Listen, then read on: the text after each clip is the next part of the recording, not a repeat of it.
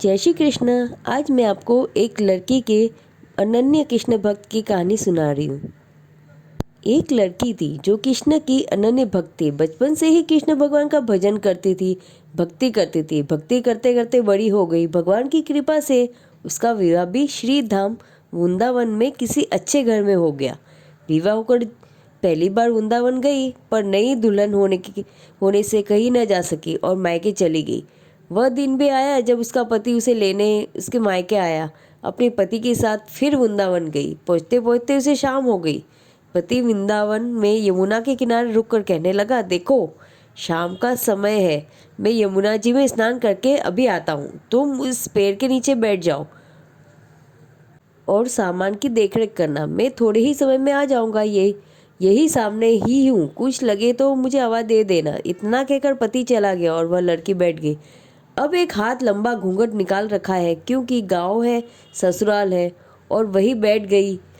मन ही मन विचार करने लगी कि देखो ठाकुर जी की कितनी कृपा है।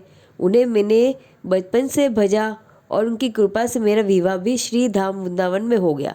मैं इतने वर्षों से ठाकुर जी को मानती हूँ, परंतु अब तक उनसे कोई रिश्ता ही नहीं जोड़ा। फिर सोचती है ठाकुर जी की उम्र क्या होगी, लगभग 16 वर्ष के होंगे। मेरे पति 20 वर्ष के हैं, उनसे थोड़े से छोटे हैं, लेकिन इसलिए मेरे पति के छोटे भाई की तरह हुए और मेरे भी देवर की तरह। तो आज से ठाकुर जी मेरे देवर हुए। अब तो ठाकुर जी से नया संबंध जोड़कर बड़ी पसंद हुई और मन ही मन ठाकुर जी से कहने लगी, देखो ठाकुर जी, आज मैं तुम्हारी भाभी और तुम मेरे देवर हो गए। अब वो समय आएगा जब तुम मुझे भाभी भाभी कहकर पुकारोगे। इतना सोच ही रही थी, तभी एक 10-15 वर्ष का बालक आया और उस लड़की से बोला, भाभी भाभी। लड़की अचानक अपने भाव से बाहर आई और सोचने लगी, वृंदावन में तो मैं नई हूँ, ये भाभी कहकर कौन बुला रहा है। नई थी इसलिए घूंघट उठाकर देखा ही नहीं। गांव के किसी बड़े बूढ़े ने देख लिया तो बड़ी बदनामी होगी।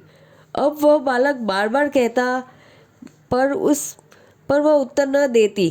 बालक पास आया और बोला, भाभी तनिक अपना चेहरा तो दिखाए दे। अब वह सोचने लगी, अरे ये बालक तो बड़ी जिद कर रहा है, इसलिए कस के घूंघट पकड़कर बैठ गई कि कहीं घूंघट उठकर देख न ले।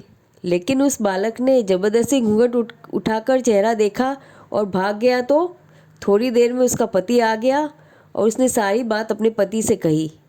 पति ने कहा, तुमने मुझे आवाज़ क्यों नहीं दी। लड़की बोली, वह तो इतने में भाग ही गया था। पति बोला, चिंता मत करो, वृंदावन बहुत बड़ा थोड़े ही है। कभी किसी गली में खेलता मिल गया तो हड्डी पसली एक कर दूंगा, फिर कभी ऐसा नहीं कर सकेगा। तुम्हें जहाँ भी दिखे मुझे ज़रूर बताना। फिर दोनों घर गए। कुछ दिन बाद उसकी सास ने अपने बेटे से कहा, बेटा देख, तेरा विवाह हो गया, बहू मायके से भी आ गई, पर तुम दोनों अभी तक बांके बिहारी जी के दर्शन के लिए गए नहीं। कल जाकर बहू को दर्शन करा कर लाना। अब अगले दिन दोनों पति पत्नी ठाकुर जी के दर्शन के लिए मंदिर जाते हैं। मंदिर में बहुत भीड़ थी। लड़का कहने लगा, देखो तुम स्त्रियों के साथ आगे जाकर दर्शन करो, मैं भी आता हूँ। अब वह आगे गई, पर घूंघट नहीं उठाती। उसे डर लगता, कोई बड़ा बूढ़ा देखेगा तो कहेगा, नहीं बहू घूंघट के बिना घूम रही है। बहुत देर हो गई। पीछे से पति ने आकर कहा, अरे बावली, बिहारी जी के सामने है, घूंघट कहाँ है, नाए खोले। घूंघट नाए खोलेगी तो दर्शन कैसे करेगी। अब उसने अपना घूंघट उठाया और जो बांके बिहारी जी की ओर देखा तो बांके बिहारी जी की जगह वही बालक मुस्कुराता हुआ दिखा। तो एकदम से चिल्लाने लगी, सुनिए, जल्दी आओ, जल्दी आओ। पति पीछे से भागा भागा आया और बोला, क्या हुआ। लड़की बोली, उस दिन जो मुझे भाभी भाभी कहकर भागा था वह बालक मिल गया। पति ने कहा, कहाँ है, अभी तो उसे देखता हूँ। तो ठाकुर जी की ओर इशारा करके बोली, ये रहा, आपके सामने ही तो है। उसके पति ने जो देखा तो अवाक रह गया और बोला, तुम धन्य हो, वास्तव में तुम्हारे हृदय में सच्चा भाव ठाकुर जी के प्रति है। मैं इतने वर्षों से वृंदावन में हूँ, मुझे आज तक उनके दर्शन नहीं हुए, और तेरा भाव इतना उच्च है कि बिहारी जी ने तुझे दर्शन दिए, बिहारी जी के दर्शन हुए। धन्य हो तुम।